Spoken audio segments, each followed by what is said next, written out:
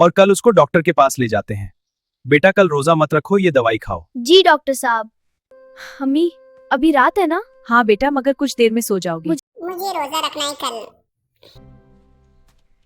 सुलीम गर्मी है, रोजा मुश्किल नहीं? मुश्किल है, मगर मैं रमजान के सारे रोजे रखूंगा।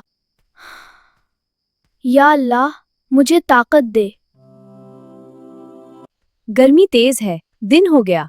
या अल्लाह मुझे ताकत दे। पहुंचा, रोजा खोल हुआ।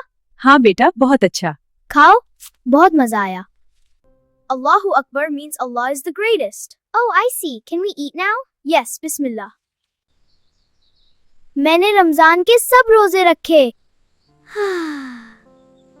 माँ मुझे हर रोज सहरी के लिए उठाओ ताकि मैं हर रोज रोजा रखूं। नहीं बच्चा, तुम अभी तक छोटा है। आज कल हो जाता हूँ और रोजा रखता हूँ माँ से छुपके। अरे बेटा रोजा रखा था। अम्मी मैं रोजा रखूंगा। घर ले चलो। बेटे को क्या हुआ? आपके बेटे ने रोजा रखा है। और कल उसको डॉक्टर के पास ले जाते हैं। बेटा कल रोजा मत रखो, ये दवाई खाओ। जी डॉक्टर साहब।